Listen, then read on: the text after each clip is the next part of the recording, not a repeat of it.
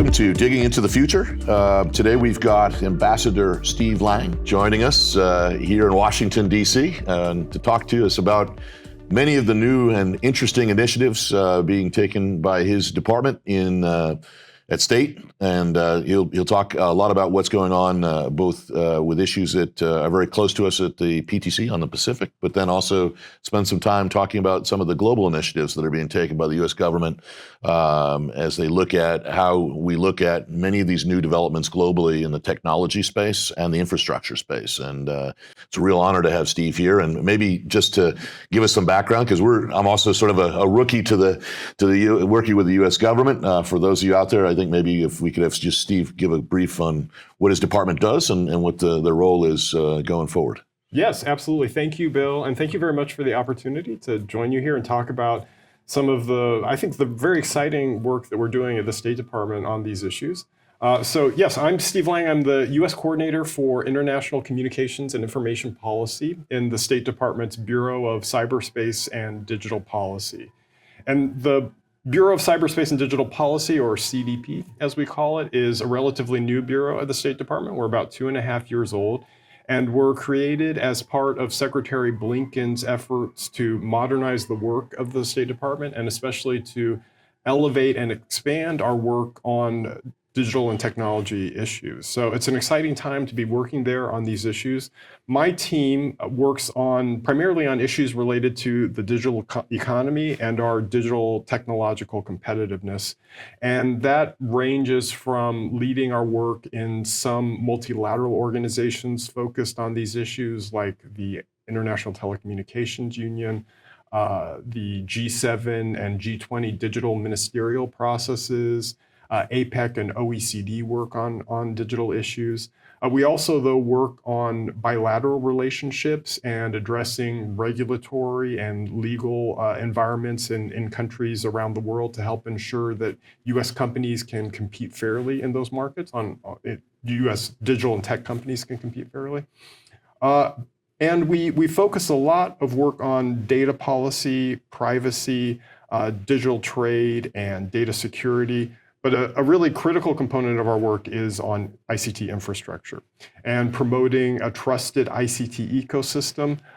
We talk about working across the entire ecosystem from the seabed to space. So that includes 5G networks and cloud and data centers, satellite networks, but also very critically and increasingly a focus for us is subsea cables. For most of the Pacific folks, we've heard about this Pacific Fiber project. That was the first sort of initiative where your team sort of came above the parapet out for us in the Pacific, and we got a chance to see you in action. So maybe give us a little bit of a brief on that project and what it was and why you did it and where it stands today. Well, great. Happy to do that. And first, let me just note that this kind of collaboration with stakeholders is really critical to all the work that we do. We couldn't do it without the support from our friends in industry and civil society and other stakeholders. So it's really great to have this opportunity to share some information about the work that we're doing. But the Pacific Fiber work that we've been engaged in recently really kind of kicked off or became reinvigorated starting about a year ago, in fall of last year, when Prime Minister Albanese from Australia came to Washington and talked here with our leaders about how we can work more closely together to bring connectivity to islands in the Pacific, and at the same time to help promote and build trusted infrastructure. So that really helped lead to an event that we had in March of last year, where Deputy Secretary Campbell gathered virtually counterparts from partner countries around the world to talk about how we can work more effectively to help build trusted infrastructure and cable infrastructure to connect Pacific Island countries.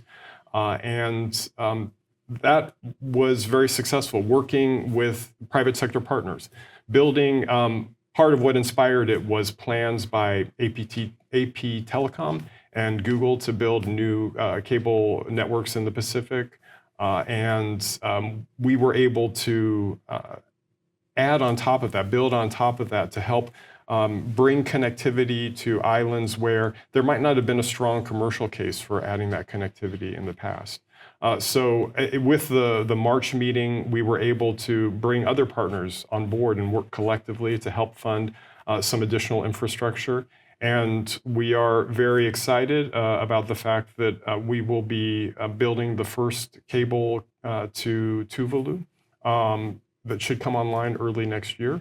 And then we have additional islands that will be connected later and in following years. So we're very excited about this. And in addition to working with Australia, we've been able to mobilize resources from Japan and New Zealand as well, and are continuing to work with other partners to add cable connectivity and then also to build other elements of the ICT ecosystem on top of that. Let's switch gears a little bit. Okay. Let's talk about one of the biggest issues, I think, in terms of, let's turn it to, obviously it's very positive what happened in the Pacific. There are some challenges in the world that we sit in today, whether you're thinking about the Middle East or you're thinking about in the Far East with China.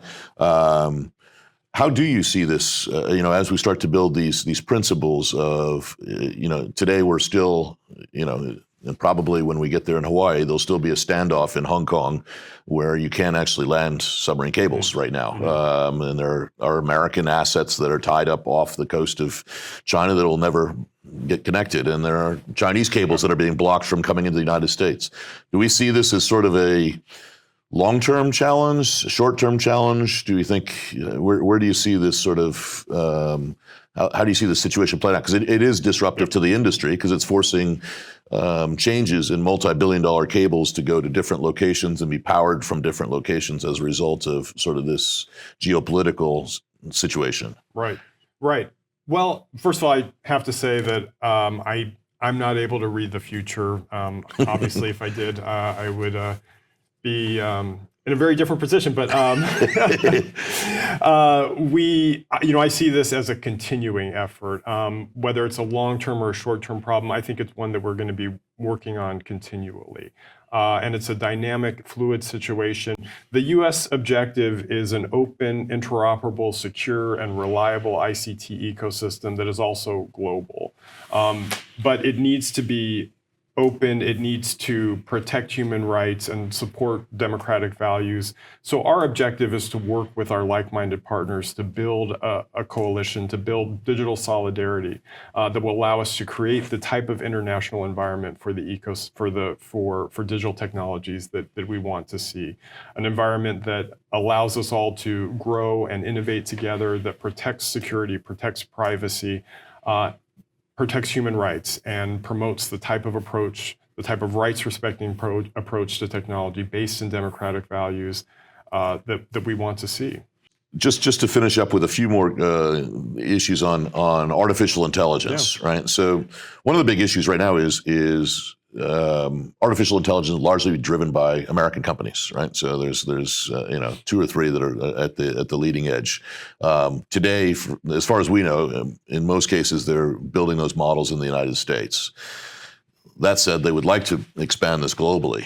How do you see that happening? Because as one of them said to me the other day, the training models are the uranium of the digital infrastructure, right? I mean, it's these models are the core. They're the very, very interesting stuff that can be used for good and bad things in the world, right? And how do we make sure that they're used for the good things and not for the bad things? And how do we also ensure that we can share these with other countries in a way that they're not hijacked or taken over by someone else? Right.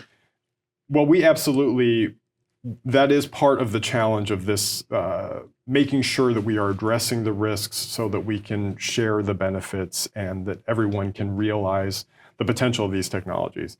And the U.S. is working right now on our policies for how we can make sure that these technologies that we are addressing the risks at the same time that we're able to export some of the capability. But we are committed to making sure that our partners around the world are able to realize these benefits to improve their own economies, to strengthen their healthcare and educational systems, and also so that we can work together to address global challenges. And we were excited that at the UN General Assembly high level week, the State Department was also able to announce another program called the Partnership for Global Inclusivity in Artificial Intelligence, PGIAI. And we did that together with, I think, 8 different leading AI companies to together catalyze up to $100 million in investment to be able to provide more access to AI technologies and increase the abilities for partners around the world to understand and to develop these technologies. So we're excited. We're in the process of implementing that right now and looking forward to being able to share more about that in the future. Well, thank you very much for joining us, and we're very, very excited. It sounds like you will be joining us in Hawaii. Ambassador Lang has been very helpful, and thank you for, and I must say, the few discussions we've had, we really do appreciate. You've opened a lot of avenues for understanding, which I think is what PTC is all about, is communicating. It's about understanding issues and trying to have leaders come together and talk about it. And we really appreciate your department and the participation that they've had and actually helping us understand these issues in a different way. Thank you very much. It's always a pleasure to talk with you. I love these conversations, and this is a great opportunity for us. We appreciate the chance to reach out to stakeholders in your membership. We think you're doing great things, and I am hopeful to confirm that I will see you in Hawaii very soon.